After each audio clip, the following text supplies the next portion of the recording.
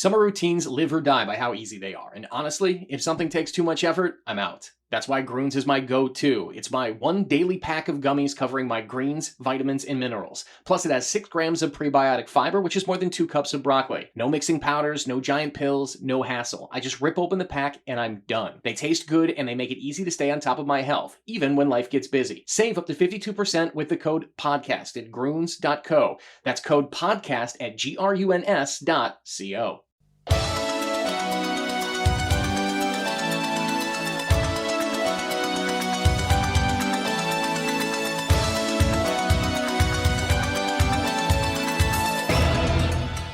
Welcome to another podcast edition of Rosen Sports Monday on Talk North Sports. I'm your host, Mark Rosen, of course, on June 1st. Can't believe how fast the old calendar keeps flipping around. First of all, I want to thank our sponsors, Alexis of Wayzata, Alexis of Maplewood, Charlie Swanson, our great sponsor, for all his help during all this time. The Minnesota Twins, in fact, I'm going to the game tonight. I know things haven't been going well for them, but my daughter and I are going to watch Joe Ryan pitch, one of the last starting pitchers they have, I think, that are healthy right now. I go watch him face the White Sox. And Lucy Nicotine Pouches. Well, you will hear from our sponsors a little bit later. But I'm very excited to talk with our special guest today, Todd Smith. Here's the book, Relegated. Here, it just came out in print this weekend, I believe. We're going to talk about it. One American's Pints and Pies Journey from the Top. And Todd, before we delve into all the nitty-gritty of this book, first of all, you're wearing your Minnesota Kicks hat. When I was doing some research, not so much just on the book and listening to your previous podcasts you have done, reading the fact that you said, well, my dad was the athletic trainer for the Minnesota Kicks. I went, wait a minute, pump the brakes. Are we thinking about the same person? Gary Smith, who I've known for 50 years, University of Minnesota, Miracle on Ice. I spent weeks with him in Lake Placid. He's crazy, and that's your dad. What a great man. Yeah, I mean, a Hall of Fame dad, yes, as well as a Hall of Fame athletic trainer. But a lot of this starts with him, the storytelling, the gregariousness, the people person, kind of the people's mayor of a lot of different places where he's worked. But I grew up, my first job was as a locker room boy for the Minnesota Strikers. Oh, no! And it was kidding. The first time that I got paid for an official job. When I was a little young for the Kicks. I would go to the games, but I was born in 72. Sure. But I grew up in locker rooms with my dad, whether it was at Mariucci or indoor soccer or on the road with the Strikers, and then the Philadelphia Flyers and the Minnesota Moose. And so a lot of my my background in writing, like the genesis of it, is hearing the stories in the locker rooms. Yeah. And so that's where a lot of this came from, because when I was young and my dad would go to England with the Minnesota soccer teams, we would go with him. And so I got introduced to the culture of English football from an early age. And that was your association. Yeah. Yeah. And once you get a taste of that culture and the supporters and the teams, it's like just an absolute wonderful slice of I'm going to sports. devote an entire podcast some other time to the history of the Minnesota Kicks. And you mentioned the Strikers. They were, after the Kicks folded, yes, they brought them in. Is that right? Because I can name all the players that were on the Kicks. I mean, I was there when they faced the New York Cosmos and Pele, and they beat. It was a party, of course, in the parking lot. And the Strikers was indoor soccer. That was it. So Tino Lettieri was still playing. Yeah, and it was like the equivalent would be like center. Yeah. Well, the equivalent would be like Mad Max Thunderdome.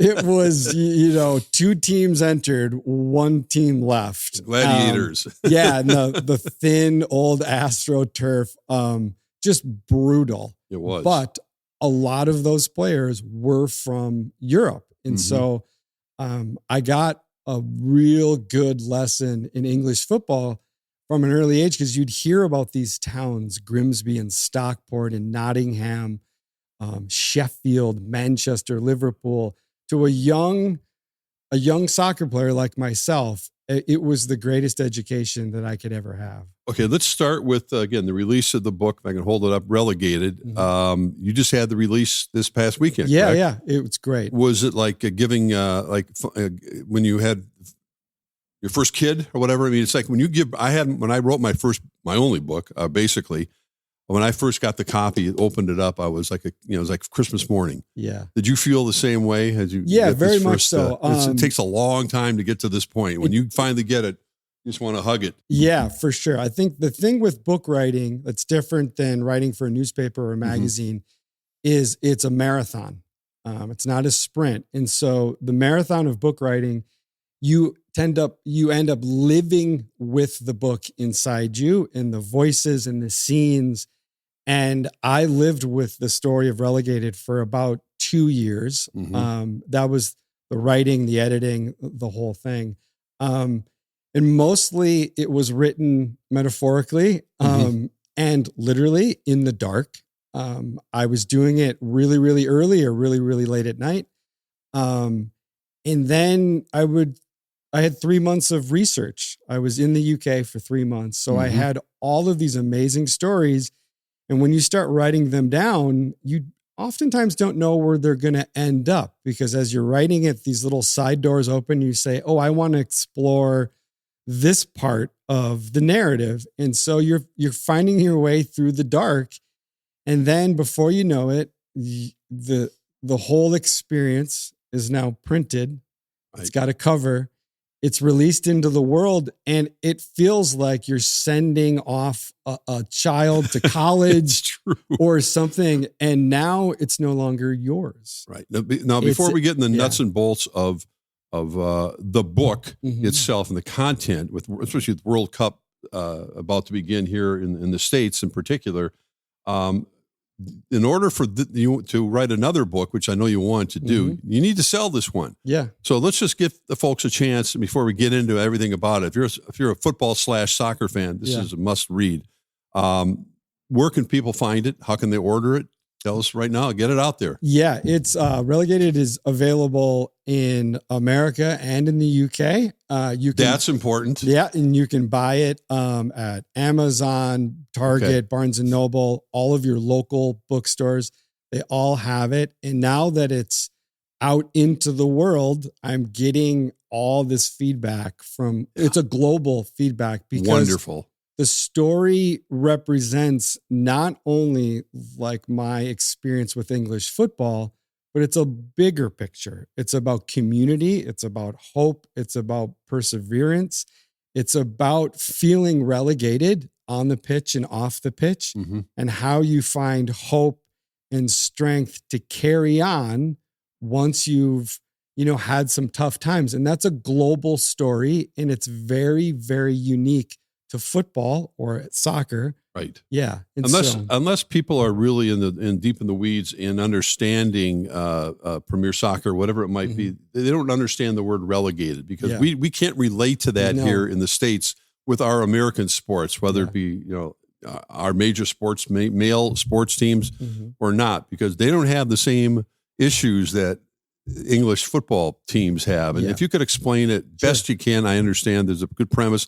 And I think it's very relatable to understand potentially even what's happening with the Twins right now. Yeah, for sure. Major League Baseball. Yeah, when the English Football League was formed, like 1840-ish, they grew really quickly. And so they had teams in huge towns and market towns and small towns in the north, the south. And they devised a system called relegation and promotion. And so they built all of their levels. So all of the leagues are stacked on top of each other like a ladder. And every season, if you finish in the bottom 2 or 3 of your league, you get relegated to the league below you. Now, the reverse happens, where if you finish 1, 2, or 3 in your league, you get promoted to the league above you. And so what that means is that every single season in English football, you have battles to go up and you have battles to stay up, because there are real life consequences and glory to getting promoted and to getting relegated.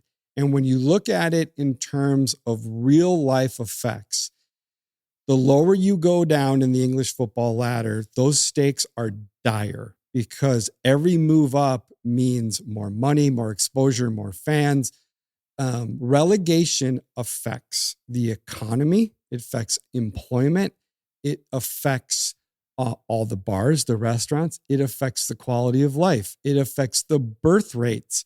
It affects the crime rates in all of these towns that have football teams in the relegation promotion system. Now, you just brought up the Twins. So now in reality, West Ham United in the English Premier League, they are in the bedrock of the English Football League. They are a generational organization, East End London, hardcore, Cockney, blue collar, very blue collar. So West Ham got relegated a few weeks ago, and which is massive. They are one of the biggest clubs in English football, and they got relegated to the championship level. So what does that mean? That means they're going to lose around $250 million. And so that affects all of the pubs and restaurants and businesses around there. How'd they come up with a number like that? What's it based on? It's based on largely two things. The English Premier League TV deal is one of the richest in the world. And then the corporate sponsorships that come with the Premier League team in the tens of millions of dollars. So they lose these two giant sources of income. Well, no wonder the fans are so into it. I mean, they're literally talking about their livelihoods many times, right? And I'm just thinking they're just passionate sports fans. Okay, yeah, and I 100% agree with you. Here's the real kicker for this, that West Ham plays at the London Stadium, which is the stadium they had for the London Olympics. So in their 99-year lease, there's a clause in that lease that says if West Ham was to ever get relegated, they would only have to pay half the rent. Okay? Interesting. So who's going to pay the other half of the rent? Well, the clause says there'll be a council tax put on the people of London to pay for the rent of a football club that got relegated. That is insane. But it goes to show how real the stakes are, where when you talk about that in comparison to Minnesota sports, where the Twins know they're not going to be competing for a pennant or playoffs or World Series. They know that. So leading into this season, all over the media was $2 beers, new food, the whole thing, where the stakes are so much lower than they are in the UK. And they're real stakes. Like nothing will happen to the Twins. They won't lose their Major League Baseball TV deal. The attendance goes, so they lose the gate. But they will never get demoted to AAA. And this is why Major League Baseball, on a totally different subject, is trying to establish a salary cap. Both ceiling were dropping, like the Dodgers, Yankees, they can't spend as much. But more importantly, from teams like the Twins and the lower income teams, and force them to spend more money on their players, maybe $50 million more to get their payroll up to be competitive. So they're an interesting balance, but there's no penalty. You're absolutely right. And so West Ham now has a lot of world-class players, like 10 all-star players. So now what they'll do to make up for that deficit is they will sell all of those players to other clubs around the world to get more money. And then now they're fielding a team with subpar replacements. And if that squad doesn't do well, then the gate is really going to drop. And now you don't have the money coming in. And plus, world-class players will not want to go play for West Ham in the championship. So you can see the spiral that can really easily start. And then a club like West Ham, who could be in debt will start selling off their academy players. So the players that are in their West Ham academy system. So now they're losing all of their future stars. And you can really see how, a lot of teams can go into what's known as a death spiral. So they'll get relegated, and then they'll try their hardest to stay up, but then they'll float to the middle.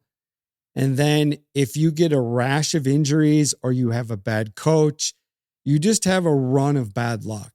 Now you're in the relegation zone and you're fighting for your life. You're fighting for survival, not for just the team, but the town.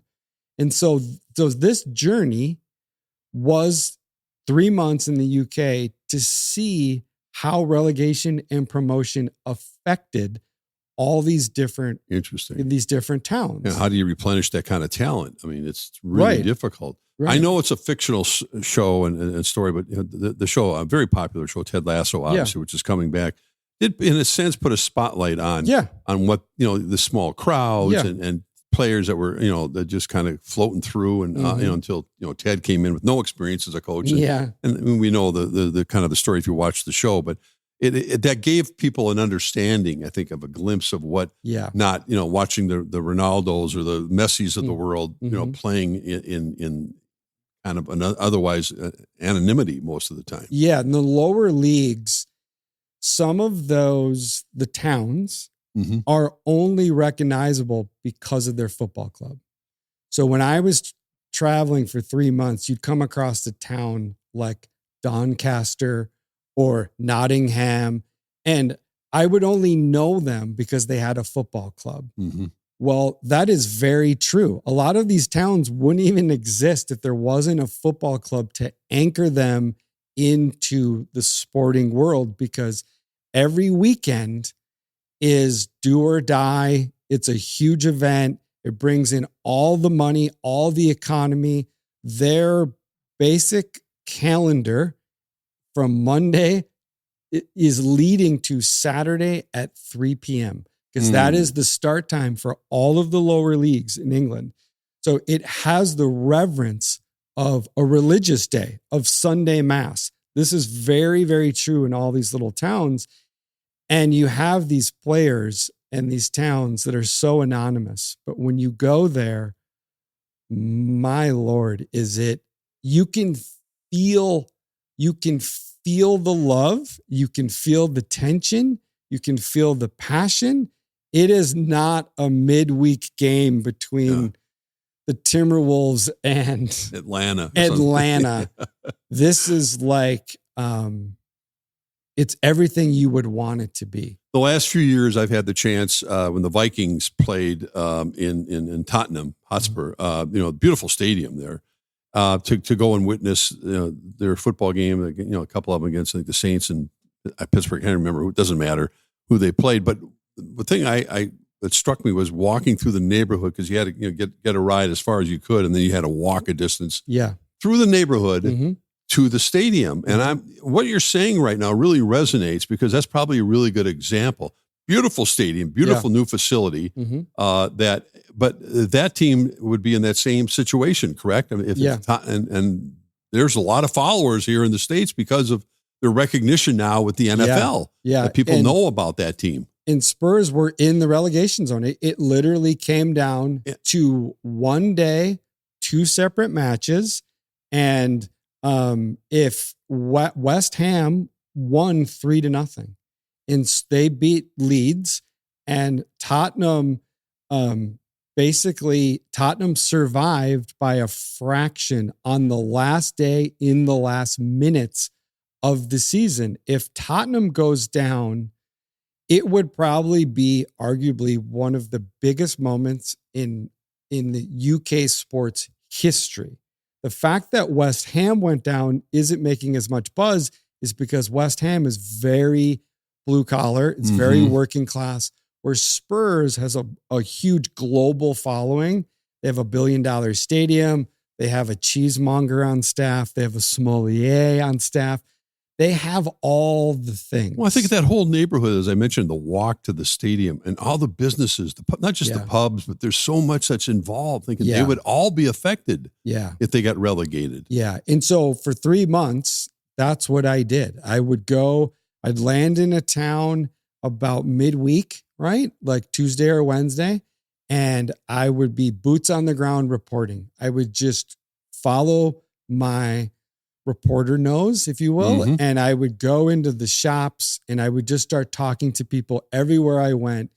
And I started to build connections. And then Saturday before the match, I would always meet the supporter group of that team at some pub, let's call it the Ye Old Vic, selling cast I've ale. been there. Yeah, in Stockport County. And you would go in there and it would be the pubbiest pub you would ever imagine. It would be almost out. It'd be such an English pub. You would think it was fiction. And you would go in there and I would introduce myself as Todd the American, right? Todd from America. That was it. Todd from America, because it immediately like gave them a sense of that I did it, the moniker as kind of a joke, and it let people know maybe that I was just an idiot, right? And I would say, I'm Todd from America.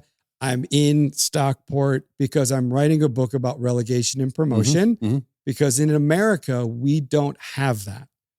And I would have to explain the American sports system to them and the draft lottery and all the things. And then there'd be pints shared and pies shared. And then 2:00, we'd make our way to the football ground, just like what you're talking about. We would make that journey together. And the closer you got to the stadium, it very much felt like you were joining a tribe. And the colors, the sounds, the songs, the chants, you were swept up in all of it. And I would go in the gate with the supporters, and the gate would be an old metal turnstile that looked like it came from the Titanic. And you'd go in there, and then I'd find my seat with all these blokes in a giant bank of seats. We're talking thousands of seats on one level. And when you were at the bottom of it, going up to the seat, it felt like being at the bottom of an avalanche of song, because these people are singing the same songs for hundreds of years. That's something. And that the game hasn't started now yet. And I'm in the avalanche of song and drumming and chanting, and you can't help but get this into your soul. And all of a sudden, I'm the biggest Stockport County supporter ever. And I've been there. I've been there to a couple games, but I relived some version of that experience for 3 months traveling in the UK. This reminds me of the first NFL game that was ever played. It was at Old Wembley Stadium. The Vikings played the then St. Louis Cardinals, and I had a chance to go over there and cover it, and did a story about Old Wembley and, the big pool that all the players jump into at the end of, for not having showers, they just jump in the plunge pool, whatever it's called. Yeah. But I remember the crush bar, they called it, where people they stand for the whole game, and you can't move. I don't know how they would do it, but that was my first kind of exposure to it. That was an NFL game that was being played there, and obviously I've never seen at the extent that you have watched.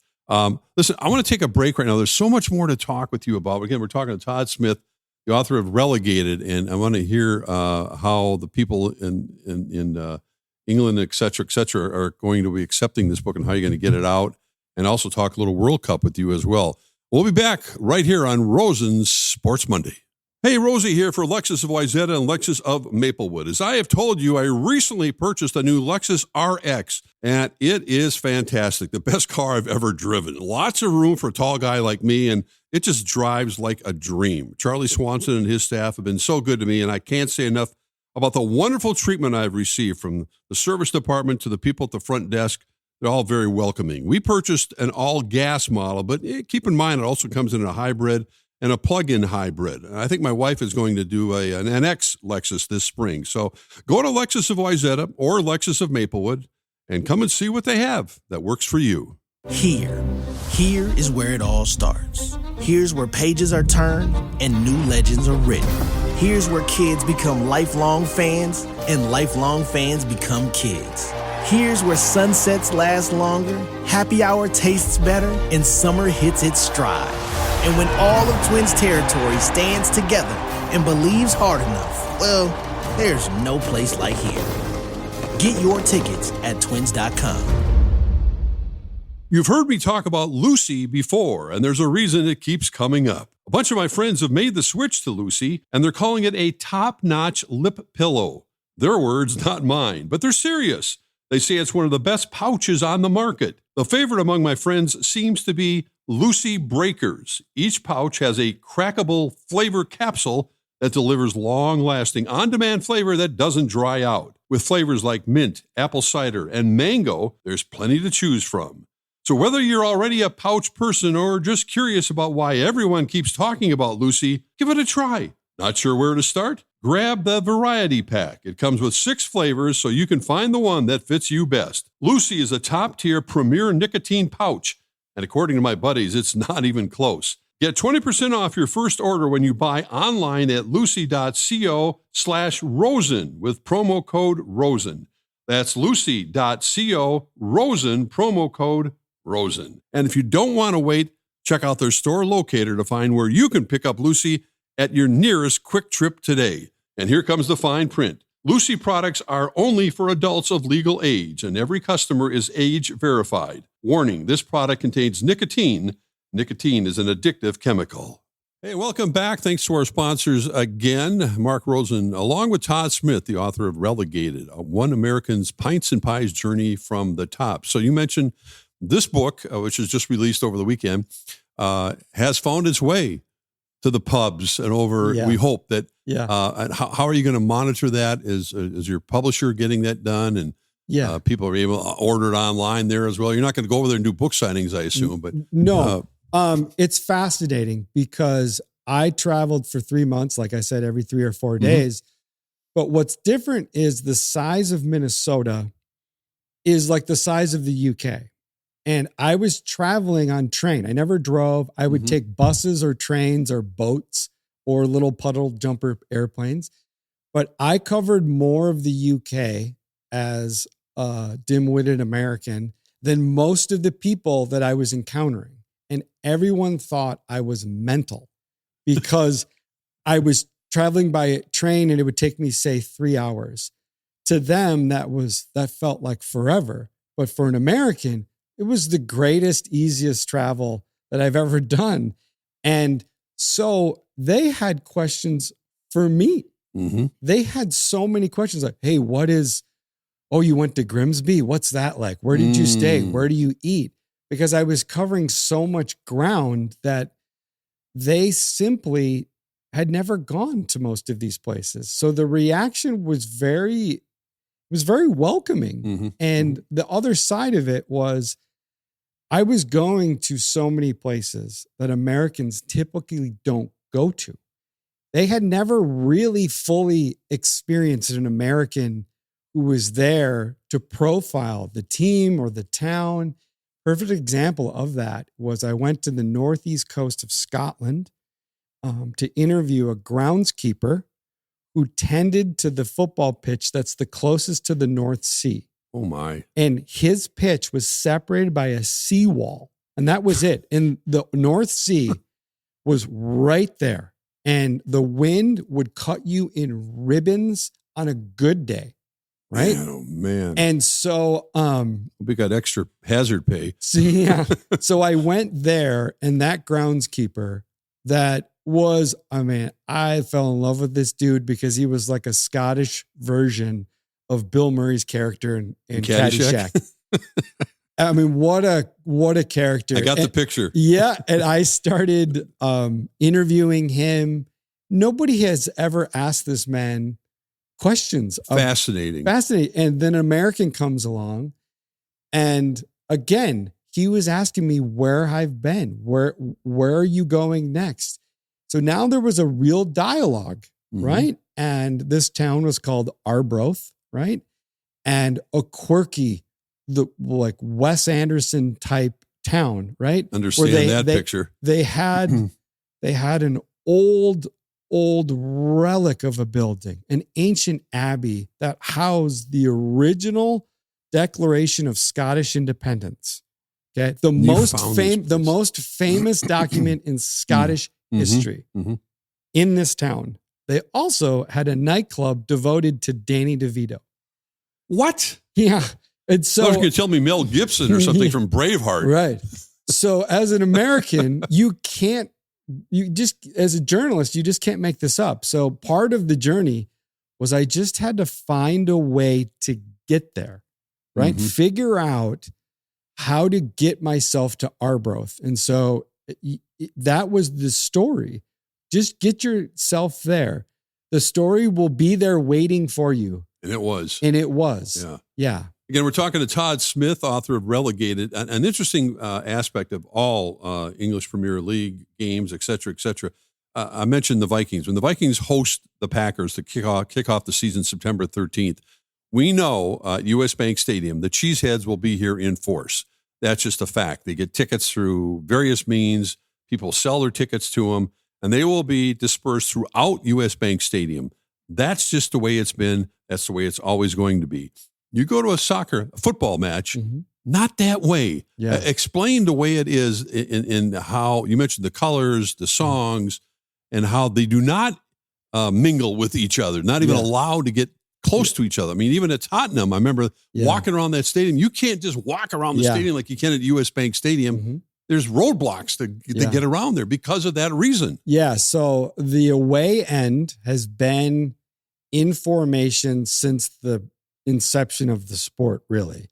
And the away supporters are held in one section, and they have their own concessions, their own bathrooms, their own exit, their own entrance.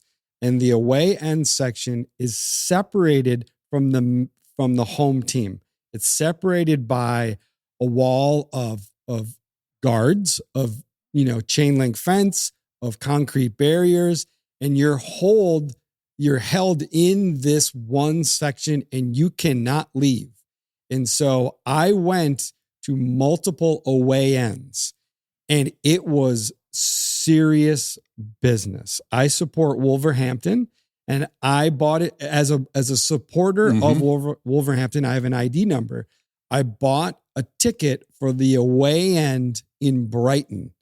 And so I went to Brighton Stadium, and I went to the Wolves away end section. I went through 4 security checkpoints. Oh my. There was pat downs, there was drug dogs, there was bomb dogs, there was metal detectors, there was drones, and then I went through the entrance, through the cage, and I went into the Wolves away end in Brighton. And Brighton is a beach town, right? They're very liberal, very educated. And now I'm in a holding pen with 3,000 Wolverhampton supporters that are straight out of Middle Earth. They are in the Midlands of England. So it's a factory town, and it's always been that way. So the Wolves have descended on this lovely little beach town. And before the game, it is nothing but guttural singing in the away end. And by halftime, they had drained all the kegs. That was it. That's a lot of kegs. That's a lot of kegs. How does security keep the fans, away from the other fans when they're walking in? I mean, do they have, I know they've been notorious. They've had soccer riots, they call them, whatever it might be, but is it easy to do? Because they have to mingle. They're wearing different colors, walking down the street, So typically, what I learned in 3 months in traveling is that the British police force is in the business of moving people. They're in the business of separating people from fans, from other fans. And some of the transportation is the buses will pull right up to the away end. Okay. So there's no contact.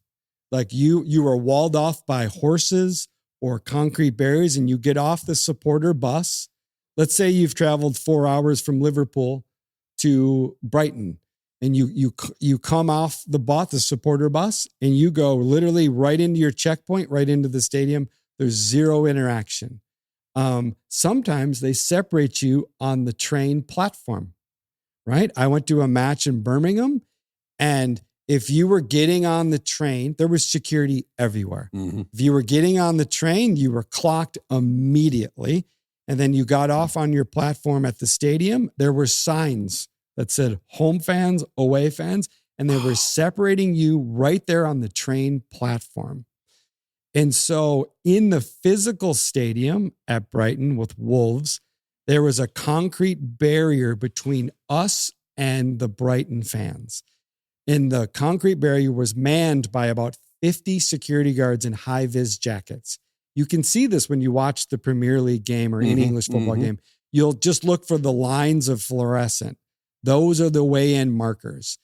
And so I was in the away end with the Wolves fans, and they start chanting, "Is this a library?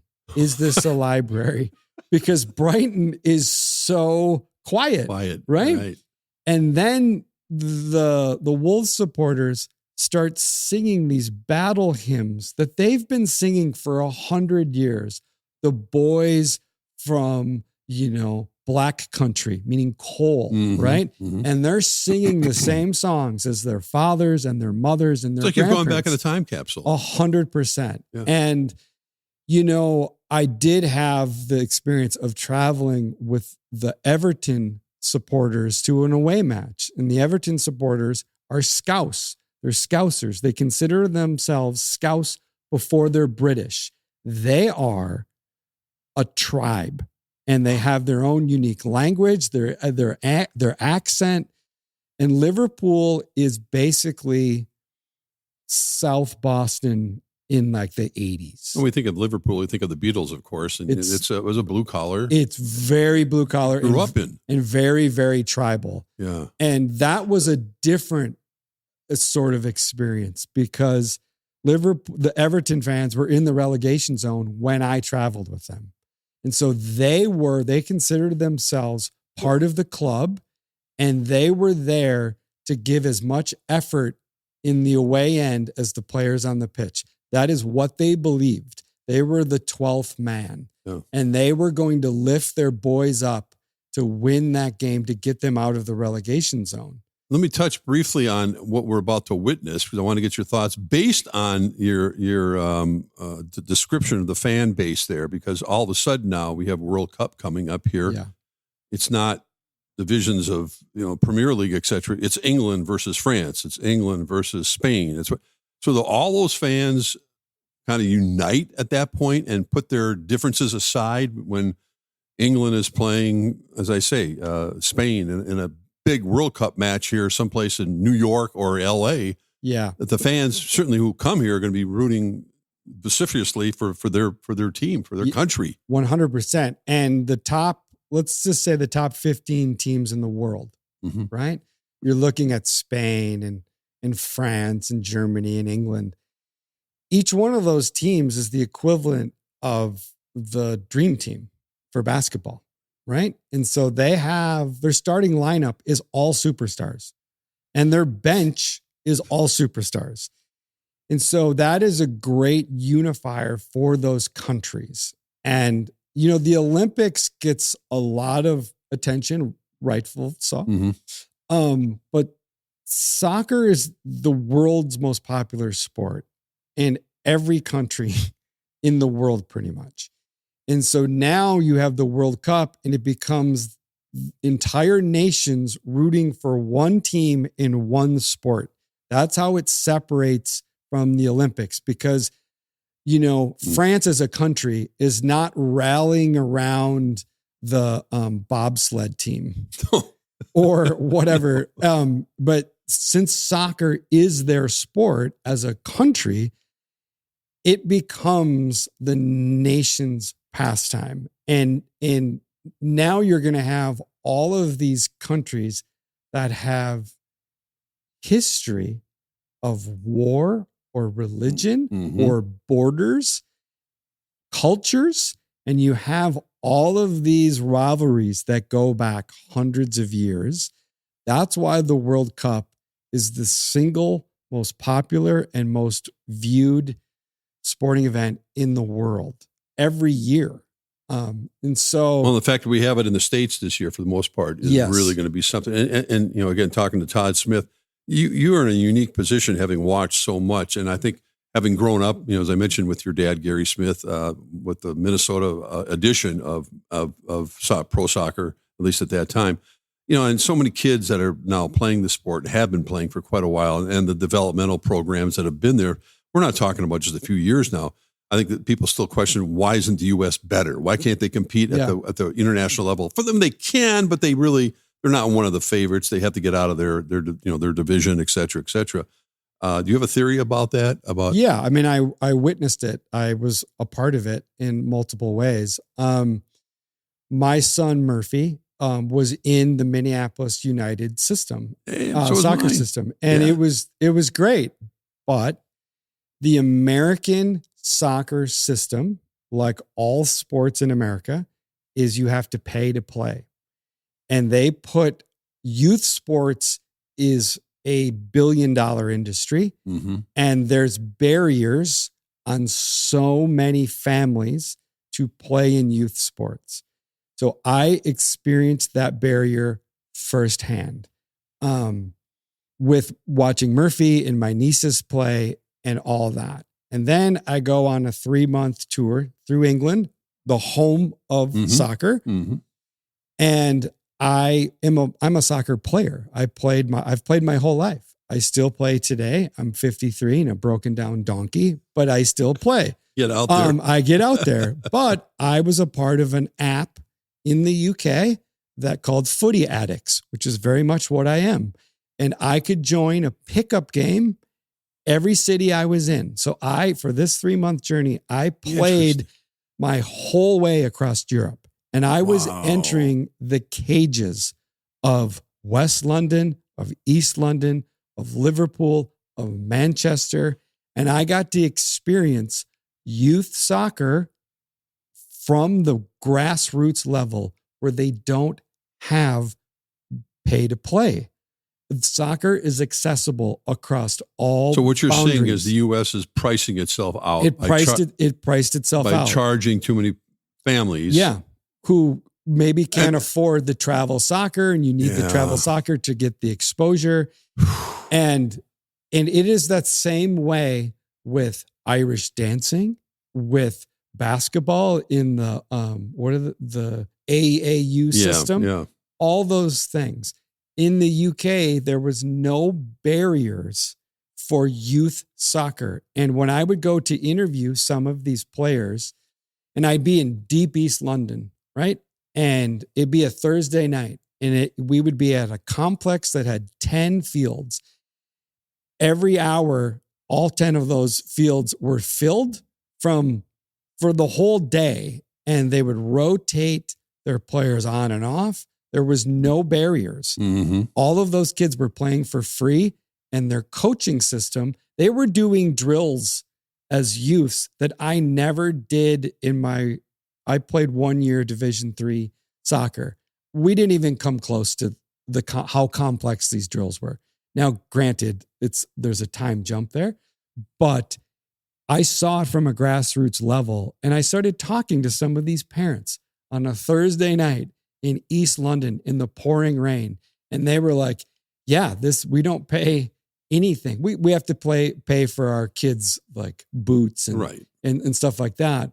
But the field time and the games and stuff, it's you would think we would learn from that somehow. Yeah. To develop the players who have that opportunity. It seemed like we do in hockey, but that costs a lot of money too. Oh, I mean, and we know that. You know that. Yeah. You've been around the sport a long time. Yes, hockey's a big example of that. Yeah. So it was fascinating to go to play in the cages in Manchester underneath the motorway, right? In Southeast London at 7 a.m. in the morning. And that is, if you're showing up on a Tuesday morning to play at 7 a.m. in a cage under a motorway in Manchester, in that neighborhood in Manchester, in the dark. It was ballers only. And they accepted you? And there was kids there all the way. All ages. All the way to 70-year-old guys that moved like water. And I mean that. Like they were magicians with the ball. And you'd think like, oh, how good can this 70-year-old older man drowning in sweats? He's wearing ballet slippers. What's his deal? And then he just smokes you. Wow. And he does, I mean, like water. He moves past you before you even know it. And there would be kids playing. One of my most embarrassing moments of my life, it's in the book, by the way, is when I was so bad in this one match in West London that they told me, this guy yelled at me and said, guard the kid. And I looked over and there was a 12-year-old kid Good luck. In a Belgium jersey. And his dad was like right outside the cage watching his son play. And I've never been undressed on a football pitch more than by a 12-year-old kid. Broke your ankles, as they say. I mean, it broke. It was like Allen Iverson. It was so embarrassing to be, but that was just one kid. And then I watched this kid play this match. We ended, played for an hour. Guess where he went? To the cage next to us. He played another match with kids his age that were being coached and all the stuff. Again, for a nominal fee of $4. There's a lesson learned right there. I wish people would listen. That's a great story. And I know, Todd Smith, we got to wrap things up here pretty soon. You want, obviously there's a selfish reason. You'd love to see this be a bestseller, but there's another book in you. You basically said you'd like to do another one. Yeah. Correct? There's a natural sequel to this book, Relegated, called Promoted. And I've soft pitched the editor at Simon & Schuster. And I want to go back to the UK, to all the places I couldn't get to that were on that list.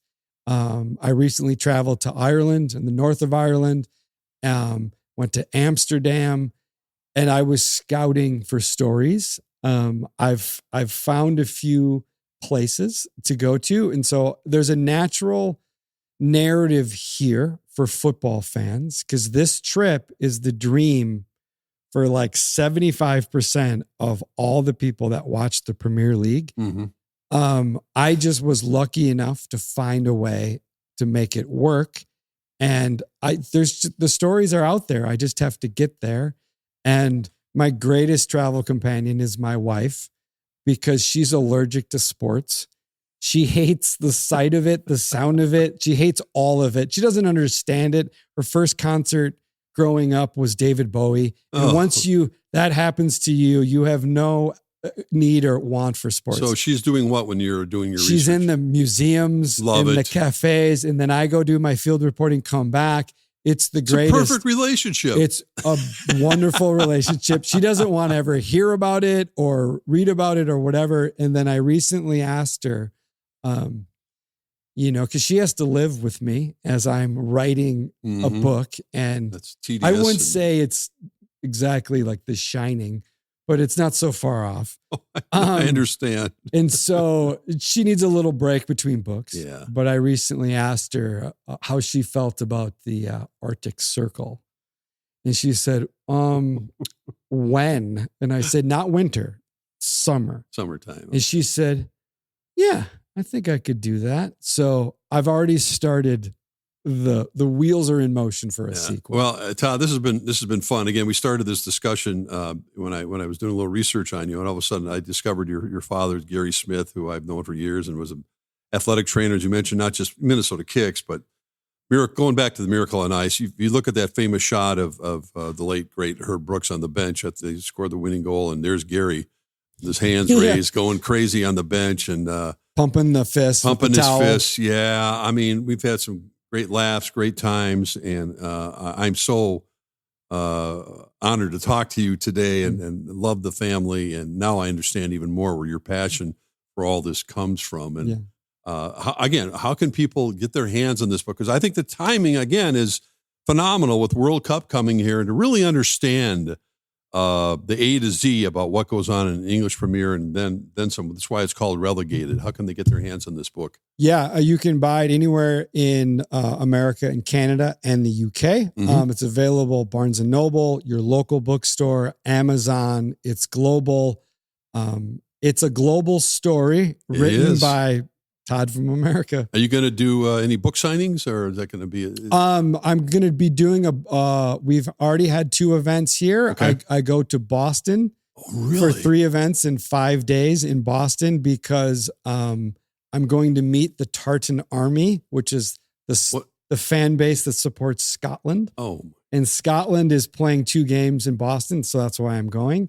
And then I'll be back for a nice big event at Acorn Bookstore in June for a signing, and that will be like World Cup time. Yeah. So that will be really, really great. Well, we wish you the best. This is fascinating discussion, and there's so much more. And I hope you get your hands on. I can't wait to dig into this book, especially to the bottom of English football, as they say, especially with World Cup coming up. So, Todd, thanks much. We'll do this again when the next one comes out for sure. Yeah. Thank you so much for having me. Absolutely. Thanks for listening to Rosen Sports Monday. Appreciate it.